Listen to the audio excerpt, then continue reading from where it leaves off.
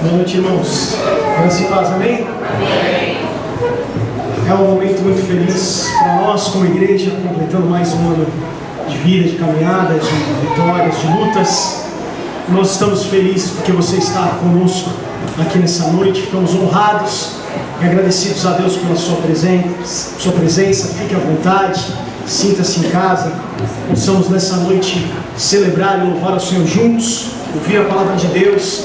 Também estarmos comemorando e celebrando mais um ano de comunidade Graça e Paz. Amém, queridos? As crianças até 9 anos podem ir lá para trás. 9 anos hoje, excepcionalmente, por causa das programações. Podem ir, quem tem um pouquinho mais puder ficar. Temos algumas coisas que vão acontecer hoje, dança, música, GP Voice, GP Dance.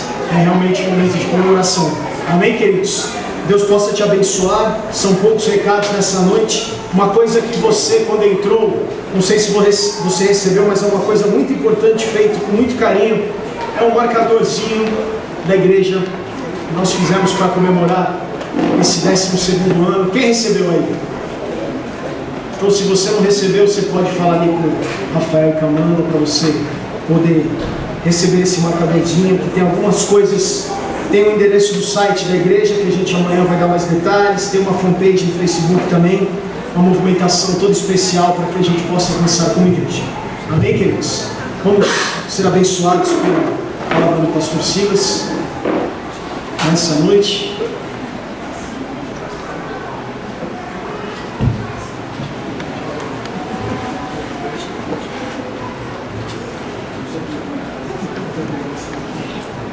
Vamos orar pelo pastor Silas.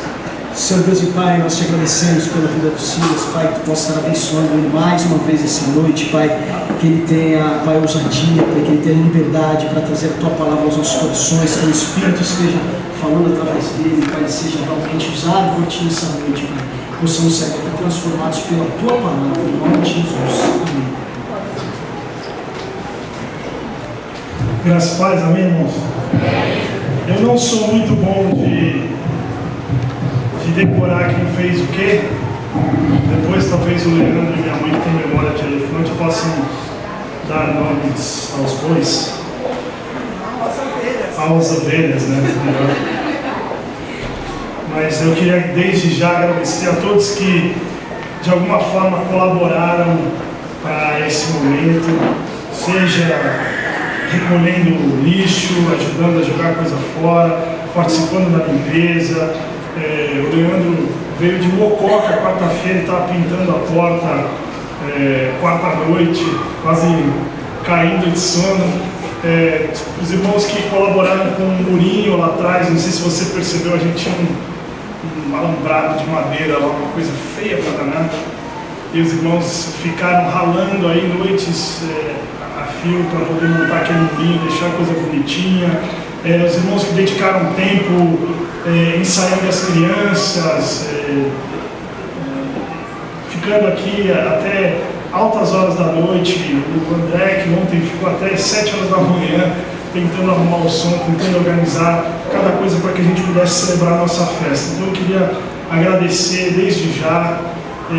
Para não esquecer nomes, não vou citá-los, mas depois alguém pode me ajudar com isso, mas agradecer a todos que colaboraram de alguma forma, que investiram tempo, que dedicaram tempo para que a gente pudesse celebrar a nossa festa. São 12 anos de história e até aqui o Senhor tem nos ajudado, até aqui a graça do Senhor, como nós cantamos essa noite, não nos tem deixado desistir, e é só por essa graça que nós vivemos, nos movemos e existimos. Eu queria convidar você a abrir a sua Bíblia em Efésios, no capítulo 1.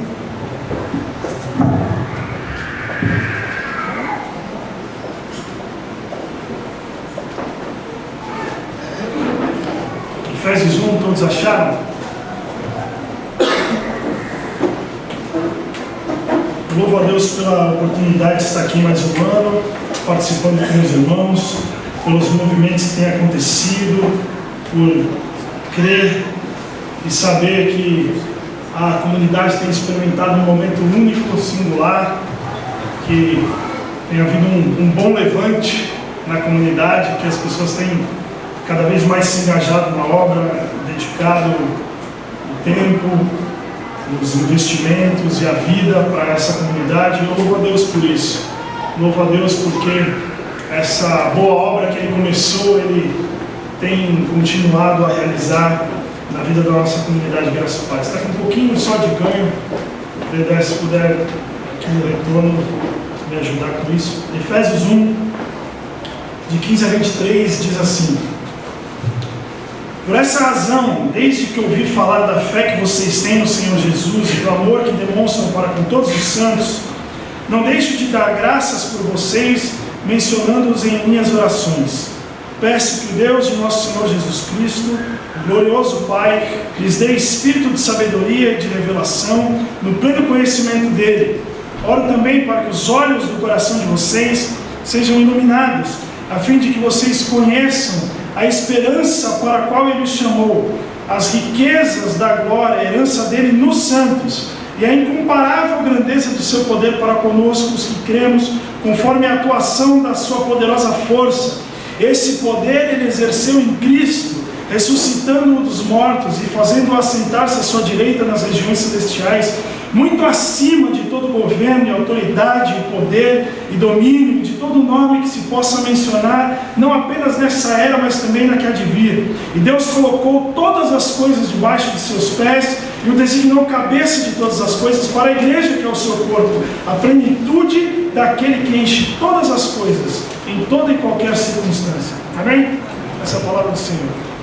Se nós analisarmos as grandes orações de Paulo, orações que nós encontramos em Filipenses 1, em Colossenses 1, em Efésios, aqui no capítulo 1 e no capítulo 3, todas as orações, grandes orações de Paulo pelo povo de Deus, algo interessante que nós iremos notar é que Paulo ele nunca ora pela adversidade do povo de Deus. Paulo nunca ora pelas circunstâncias em que o povo está inserido. Isso é extremamente interessante, principalmente quando nós entendemos o contexto histórico em que essas igrejas, a igreja de Filipe, a igreja de Colossos, a igreja de Éfeso, estavam inseridas. Nós sabemos pelas Escrituras que essas igrejas estavam sofrendo bastante.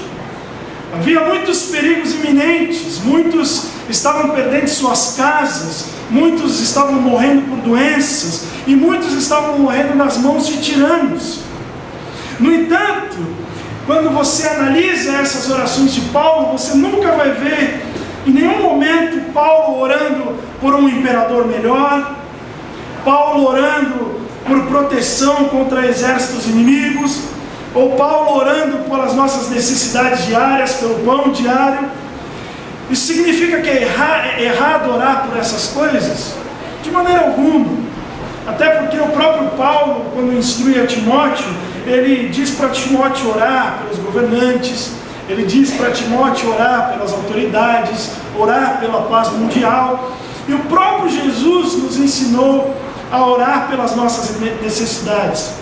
Mas é interessante notar que quando Paulo se coloca de joelhos pela igreja de Jesus e ora apaixonadamente diante de Deus pela igreja, pelo povo de Deus, ele foca naquilo que é a maior necessidade da igreja, naquilo que é mais importante.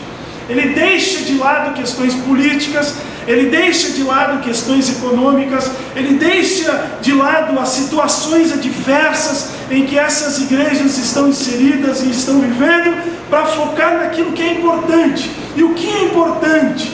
O que faz Paulo orar? Pelo que ele ora? O versículo 18 diz, responde isso, ele ora para que a igreja do Senhor, para que o povo de Deus possa conhecer as riquezas da glória de Deus. A razão pela qual Paulo se põe de joelho é para que eu e você possamos ter os nossos olhos do coração iluminados pelo Espírito Santo de Deus, a fim de que possamos compreender as riquezas da glória de Deus, aquilo que nós já possuímos em Cristo. Para Paulo, o importante é que o povo de Deus tenha entendimento das riquezas da glória de Deus, Porque na medida em que tivermos esse entendimento, a nossa relação com as adversidades, com as aflições, com as circunstâncias da vida mudarão. Na medida que os nossos olhos do coração forem iluminados pelo Espírito Santo, de modo a conhecermos as riquezas da glória de Deus, a nossa relação com as nossas circunstâncias adversas mudam. Nós processaremos as adversidades de uma forma muito melhor, de uma forma muito mais leve, de uma forma muito mais pacificada.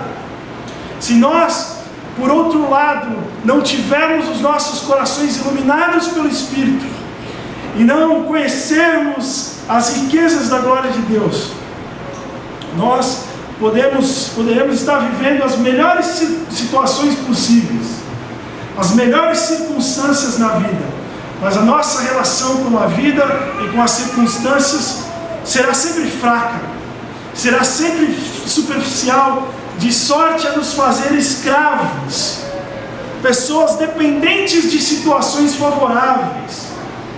E aí, se a casa cair, ou melhor, quando a casa cair, porque o próprio Paulo fala que o dia mau chega para todo mundo, nós entraremos em desespero. Se hoje nós não entendemos as riquezas da glória de Deus. Por isso Paulo não ora por circunstâncias, ele não ora pelas aflições que essas igrejas estão vivendo, ele não ora pelas adversidades que eu e você vivemos, grandes aflições que eu e você vivemos, mas Paulo ora para que nós tenhamos os nossos olhos, para que nós tenhamos os olhos do coração abertos pelo Espírito e para o Espírito, a fim de que possamos entender as riquezas, esse depósito tremendo, disponível a nós, que está em Cristo Jesus. E 3 coisas pelo menos Paulo nos ensina nessa oração de Efésios 1. Primeiro, quais são as pessoas que têm esse depósito? Para quem é este depósito? A segunda coisa, o que é esse depósito? E a terceira e última coisa, como nós podemos fazer a retirada? Como nós podemos sacar essas riquezas, esses depósitos da glória de Deus? A primeira coisa é, para quem é esse depósito? A maioria dos estudiosos da carta aos Efésios vão concordar que essa era uma carta circular, uma carta que Paulo escreveu para várias igrejas em diferentes regiões. De sorte que Paulo, quando escreve, não conhecia muitos dos quais para qual ele escreve. É por isso que no versículo 15 ele diz o seguinte: ouvindo da vossa fé. É interessante que Paulo não fala sabendo da vossa fé, como em alguns momentos, como na igreja em Corinto, por exemplo, que ele conhecia pessoalmente, ou conhecendo da vossa fé. Ele diz ouvindo da vossa fé. Eu não cesso de dar graças a Deus. Ouvindo porque muitas das pessoas para as quais ele escreveu ele nem conhecia. Eu não cesso de dar graças a Deus e oro para que vocês conheçam as riquezas da glória que está em Cristo. Ué, como é que Paulo sabe que eles estão em Cristo? Porque o versículo 16 está baseado no versículo 15. E no versículo 15 há 2 coisas que evidenciam que esses camaradas aí estavam em Cristo. O Cristo de onde todas essas riquezas da glória de Deus fluem. A primeira que ele diz é a fé em Cristo. E a segunda é o amor para com todos os santos. E esses 2 princípios são extremamente importantes. Na nossa tradição cristã, o que nós cremos antecede a qualquer tipo de comportamento. O que nós cremos é extremamente importante. E nós vivemos numa sociedade onde o senso comum atual é de que não importa o que você crê, contanto que você viva uma vida boa, contanto que você doe aos pobres, contanto que você faça o bem, está tudo certo. E a Bíblia afirma que isso é extremamente sem sentido, porque para a tradição cristã, aquilo que você crê é o que determina como você se comporta. Um exemplo disso seria alguém dizer para você: olha, eu confio muito em você. Você é uma das pessoas que eu mais confio na vida. Mas aí no momento de crise essa pessoa nunca te liga, ela nunca te procura. Isso significa que essa pessoa não confia em você, porque a vida flui daquilo que a gente crê, o comportamento flui daquilo que se crê. E é por isso que Calvino dizia que a fé que salva, a fé sozinha é que salva, mas a fé que salva nunca vem sozinha. É pela fé em Cristo Jesus que essas pessoas eram recipientes dessa riqueza da glória de Deus. A fé na tradição cristã é sempre primária. E na verdade, é até mais importante do que o comportamento. Agora, o que significa essa fé em Cristo Jesus? O que significa isso? Significa admitir, juntamente com Deus, que nós não conseguimos viver uma vida de santidade. Significa concordar juntamente com Deus que nós não conseguimos crer nas Escrituras. Significa admitir diante de Deus que nós não conseguimos viver uma vida de doação, uma vida de generosidade, e é por isso que nós precisamos de Jesus, e é por isso que a fé é em Jesus, porque a vida que nós deveríamos ter vivido e não vivemos, Ele viveu por nós, e a morte que todos nós merecíamos morrer, Ele morreu no nosso lugar. Isso significa ter fé em Cristo Jesus. É saber que nós temos um problema do mal que precisa ser solucionado, que todos nós pecamos e destituídos estamos da glória de Deus, como as Escrituras dizem, e que Cristo veio e habitou entre nós, tabernaculou entre nós para resolver o problema do nosso pecado, para resolver o problema da nossa maldade, porque com o nosso comportamento simplesmente nós não poderíamos resolver. É o próprio Deus quem afirma que Ele, olhando para a terra, não viu um justo que sequer.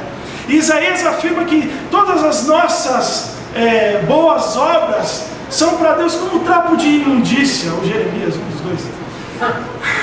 Afirma que todas as nossas boas obras são para Deus como um trapo de imundícia.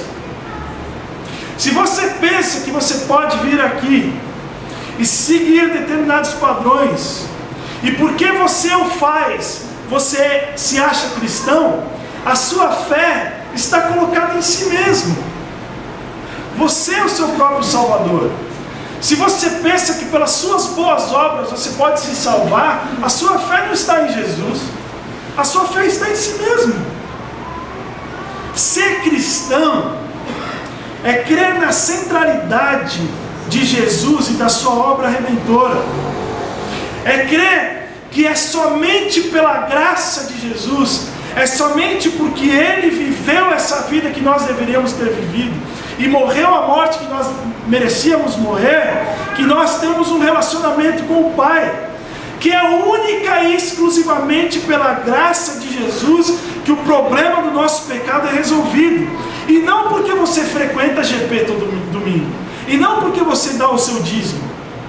A fé em Jesus, crer na obra que Ele realizou na cruz do Calvário, crer que nós não poderíamos ter solucionado o problema do pecado, é o primeiro passo.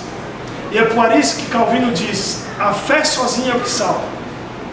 É admitir diante de Deus que eu não vivo os padrões que Ele estabeleceu, que eu nunca poderia viver, e que era necessário que Cristo viesse habitar entre nós para viver essa vida de santidade diante de Deus o Pai.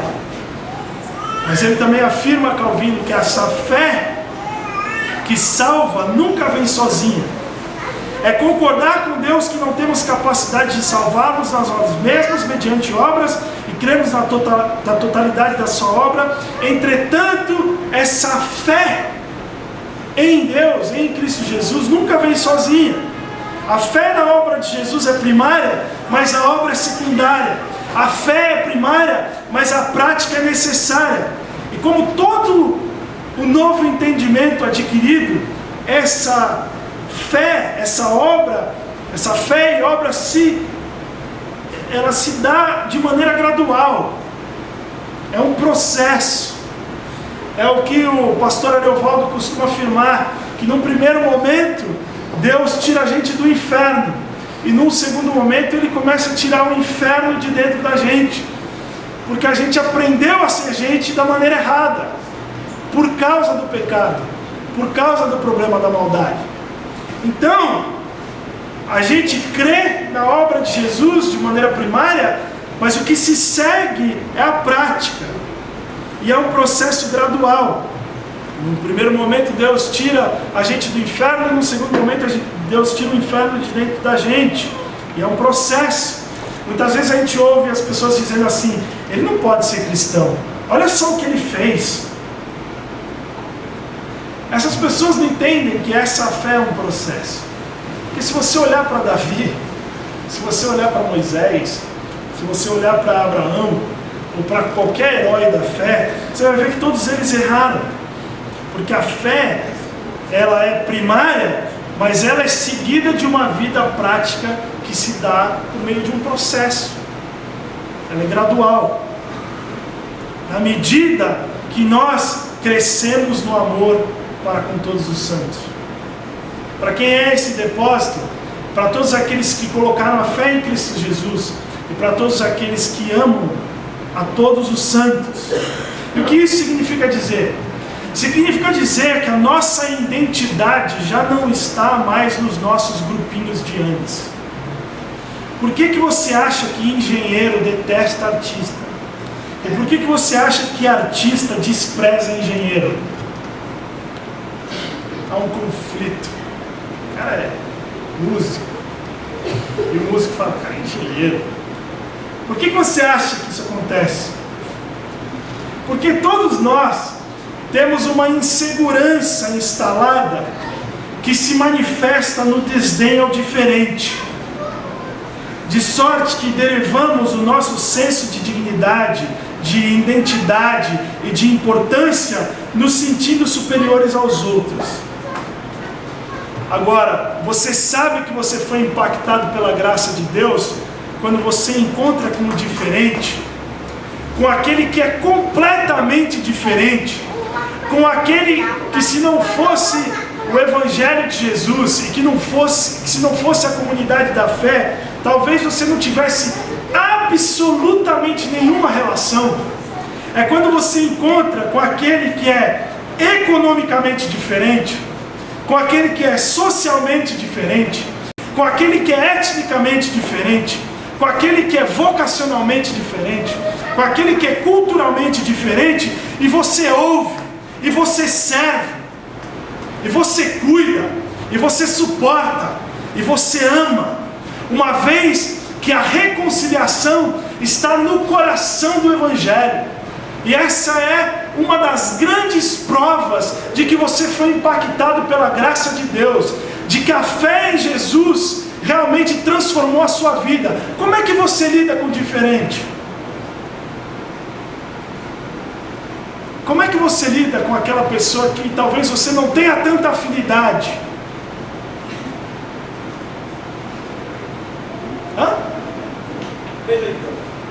Como é que você lida?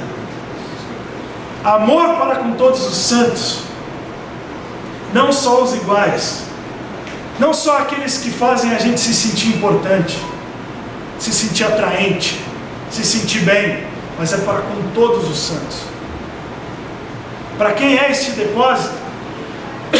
As riquezas da glória de Deus. Esse depósito é para aqueles que colocaram a fé em Cristo Jesus e admitiram diante de Deus que precisam da obra redentora de Jesus. E esse depósito é para aqueles que amam todos os santos, para aqueles que passaram a amar os diferentes. Agora, que depósito é esse? Que riqueza é essa que em Cristo Jesus está disponível para mim e está disponível para você? Paulo diz o seguinte: eu oro para que, tendo iluminados os olhos do vosso corações, vocês possam compreender três coisas. Primeiro, a esperança da sua vocação, a herança nos santos e a grandeza do poder de Deus. A esperança da sua vocação, não é da minha vocação, é da vocação dele. A herança nos santos e a grandeza do poder de Deus. Que depósito é esse? A esperança da sua vocação, a esperança para a qual ele nos chamou. Você conhece a esperança de ter sido chamado por Deus? Amém. Você conhece? Você sabe o que isso significa?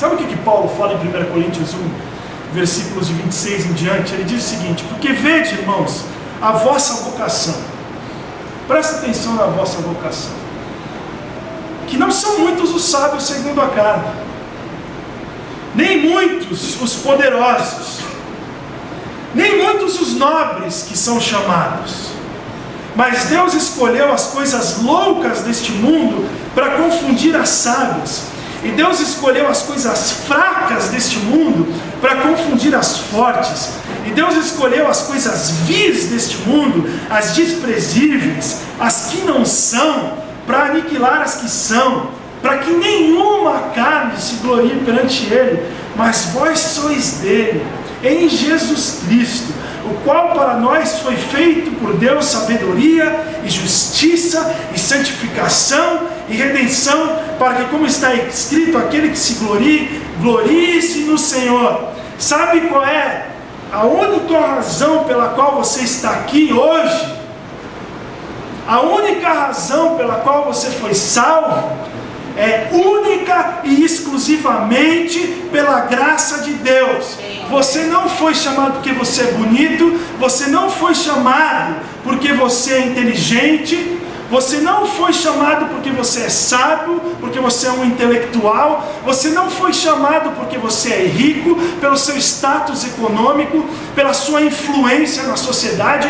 Você foi chamado única e exclusivamente porque Ele te escolheu e Ele resolveu derramar sobre ti o seu amor, a sua graça, a sua misericórdia, mostrando que a salvação não é baseada em nenhum dos padrões que o mundo oferece. A salvação é baseada na soberana graça de Deus. Por isso que Paulo ora para que nós tenhamos os nossos olhos do coração iluminados para entender a esperança da nossa vocação. Entender que se nós estamos aqui nessa noite celebrando o 12º aniversário da Graça e Paz, é única e exclusivamente pela graça de Deus. Foi pela graça que nós somos salvos. Isso não vem de nós, é dom de Deus, para que ninguém se glorie na carne, para que a gente não se ache, para que a gente não chegue diante de Deus, é porque eu tenho tanto no meu banco, é porque eu sou bonzinho, é porque eu dou aos pobres. Todas as nossas obras diante de Deus são como trapo de imundícia, é pura graça. E essa esperança que Paulo diz, essa palavra, tem várias conotações, ela abre um leque. Essa esperança fala de ousadia para entrar diante de Deus, porque eu sei que foi obra dele. Essa esperança fala da confiança que eu tenho, de que a boa obra que ele começou em mim, ele vai realizar até o dia de Cristo. Essa esperança fala da celebração, da nova vida que passou a habitar no meu coração, depois que eu coloquei a fé em Cristo Jesus. E essa esperança fala de uma segurança, de uma certeza de que eu sou escolhido, e de que eu sou escolhido não pelas minhas qualidades, eu sou escolhido não pelo meu status socioeconômico, eu sou escolhido não pelos meus atributos físicos, nem pelos meus atributos intelectuais. A alegria que isso me dá é de saber que eu sei que existe no mundo muita gente melhor que eu. Eu sei. Tem muita gente melhor que eu no mundo. Muita gente. E se eu estou aqui, e se eu sou o que sou, eu sou única e exclusivamente pela graça de Deus. Porque se não fosse essa graça, talvez eu nem estivesse aqui. Paulo quer que nós tenhamos os olhos do nosso coração iluminados para entender a esperança da sua vocação, do chamado de Deus, da convocação que Ele fez para nós. Quando nós ainda éramos inimigos, Ele nos chamou, Ele nos vivificou em Cristo Jesus. A segunda coisa é que Paulo quer que entendamos são as riquezas da glória da sua herança nos santos. Isso é loucura, isso me fez chorar hoje de manhã. Porque eu fiquei pensando, se eu tivesse um amigo secreto e eu tivesse tirado o Bill Gates, ou o Warren Buffett, ou qualquer um desses bilionários, Fico pensando assim, o que eu poderia dar para um cara desse? O que eu poderia dar para um cara desse que faria ele exclamar assim, uau, era exatamente o que eu precisava? O que eu poderia dar para ele? Não poderia dar nada. O cara é milionário, pô. Agora, a coisa mais chocante é que a riqueza da glória de Deus, da sua herança, está nos santos. É impressionante, se eu paro para pensar no Bill Gates, ou em qualquer outro bilionário, e penso que eu não teria nada para oferecer, imagine o Criador de todas as coisas. Imagina o Deus que criou o universo, que criou tudo que existe, com a palavra da sua boca.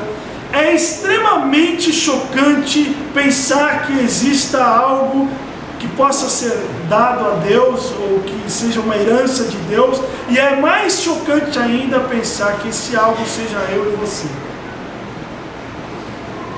Porque a herança, ela está nos santos. Veja o último versículo 23, que Paulo diz. Ele fala o seguinte, que é o seu corpo a plenitude daquele que enche todas as coisas em toda e qualquer circunstância. O corpo é a plenitude. E a palavra plenitude, pleuroma, no grego significa cumprimento. O que Paulo está chocantemente dizendo aqui é que Deus se ligou a nós.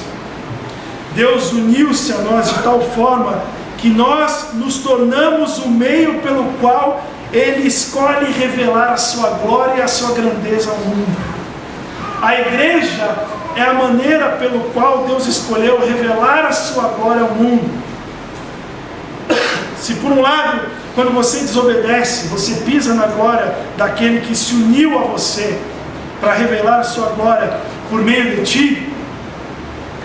Por outro lado, quando eu penso que Deus se uniu a mim e fez de mim o meio pelo qual Ele quer revelar a sua glória, a sua grandeza para o mundo, eu penso que a opinião dos outros já não me afeta mais. Porque se o Rei do Universo resolveu se unir a mim e fazer de mim um instrumento para que a sua glória seja revelada ao mundo, as críticas já não me preocupam mais. Aquilo que os outros pensam a respeito de mim, falam a respeito de mim, já não me preocupam mais. Os insultos e qualquer coisa que alguém possa intentar contra mim, já não me preocupa mais. Porque o Rei do Universo me escolheu, me chamou e fez de mim sua herança. E escolheu manifestar a sua graça, a sua glória, a sua grandeza através de mim. Então, eu já não me preocupo mais com a opinião dos outros. E Paulo ora para que o nosso coração seja iluminado, para que nós entendamos a vocação de Deus, a herança de Deus nos santos. E em terceiro lugar, por último, a grandeza do poder de Deus. Esse poder que te trouxe a fé, que te vivificou quando você ainda estava morto nos seus delitos e pecados. Esse poder que ressuscitou a Jesus dos mortos. Esse poder, Paulo vai dando características desse poder. É o poder que destrói as potestades. É o poder que destrói todo principado, todo o intento do mal, toda obra diabólica. Esse poder é o poder pelo qual Deus governa e rege todas as coisas. Paulo quer que nós entendamos a grandeza do poder de Deus. Esse poder que está disponível a nós, irmãos, na pessoa do Espírito Santo que habita em nós. Há poder derramado.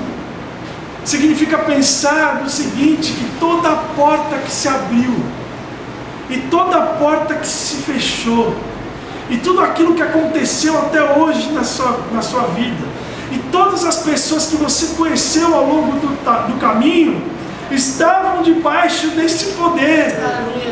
Estavam debaixo dessa soberania de Deus, do controle do Senhor.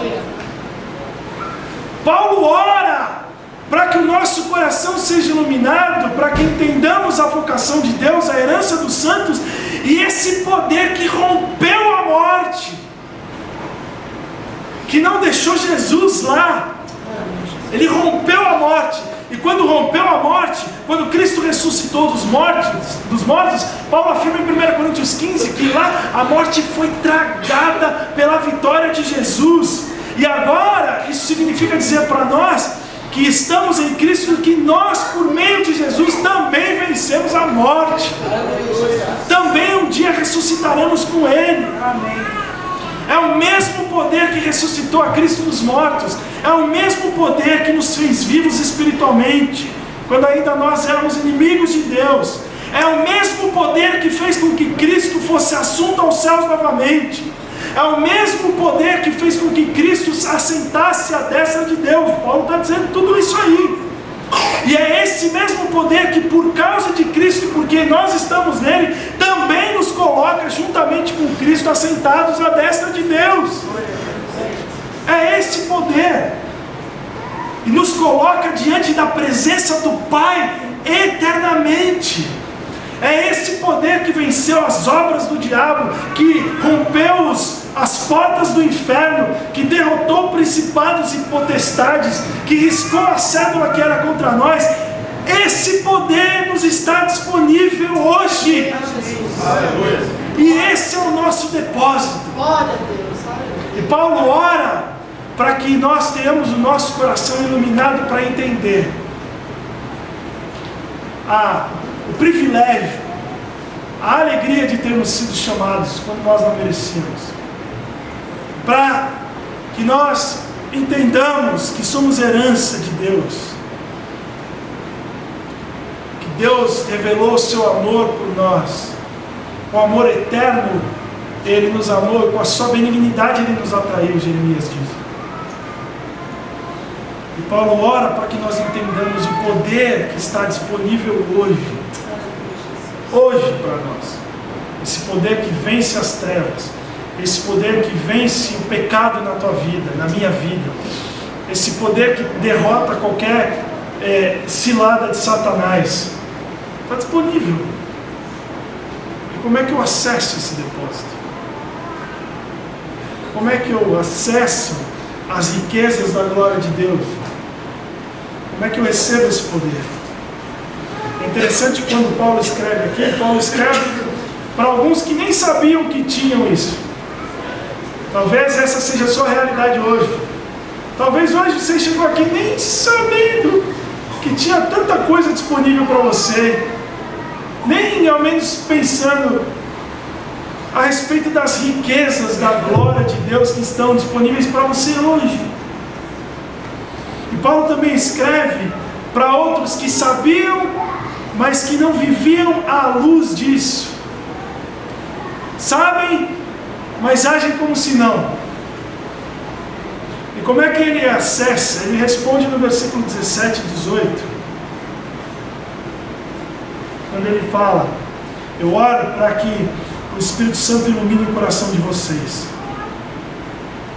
Ou seja, de maneira prática, como isso acontece, é você pedindo a Deus, pedindo paz, pedindo essa esperança, pedindo graça, pedindo confiança, para que você nunca mais possa afirmar: olha, eu sei que Deus me ama, mas não é suficiente.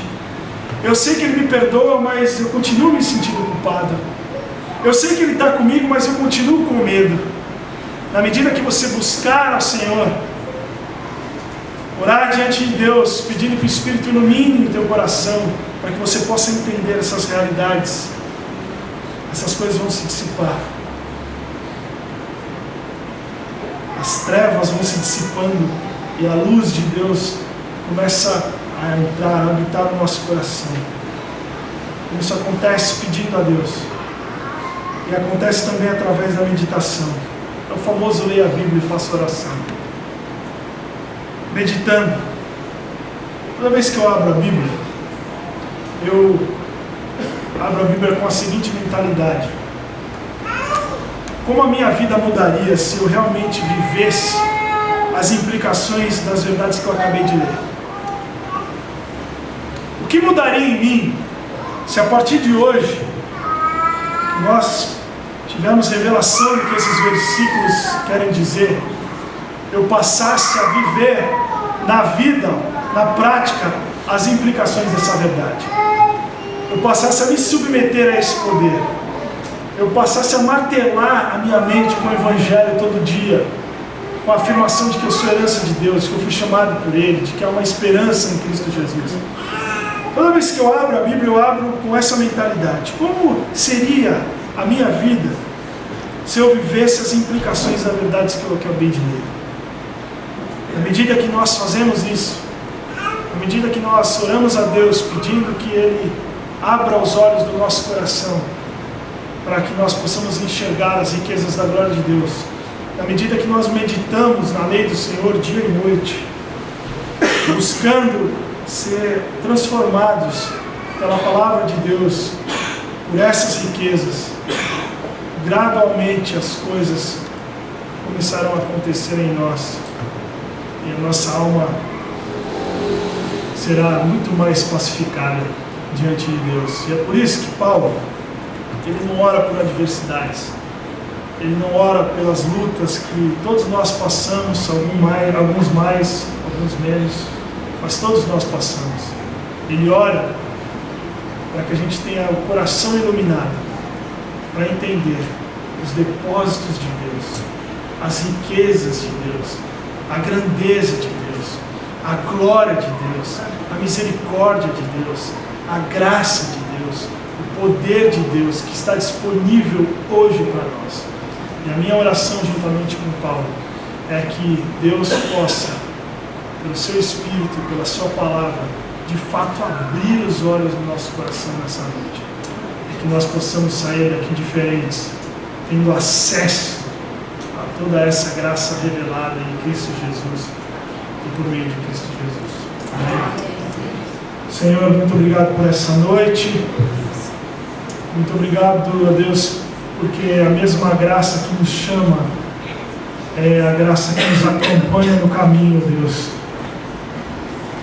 Pai, eu peço nessa noite que pelo Teu Espírito, o Senhor, venha de fato abrir os olhos do nosso coração, iluminar os nossos cantos escuros, a fim de que possamos entender todas as verdades, ó Deus, presentes nesse livro de Efésios, nesse capítulo 1, que sejamos desses que colocam a fé em Ti, que demonstram amor para com os diferentes, para com todos os santos, que sejamos destes que entendem a vocação, entendem a herança, entendem esse poder disponível a nós nessa noite, que sejamos estes, ó Deus, que buscam a Tua face e que buscam ao Senhor constantemente a fim de alcançar de Ti misericórdia e graça para caminhar. Que sejamos esse tipo de igreja que caminha afirmando categoricamente, ó Deus, as riquezas da glória de Deus que está em Cristo Jesus. Que sejamos esse tipo de igreja que, ó Deus, clama ao Teu nome para viver as implicações das verdades da Tua palavra, Senhor. Que o Senhor realize isso, em nome de Jesus, para a glória de Jesus. Amém.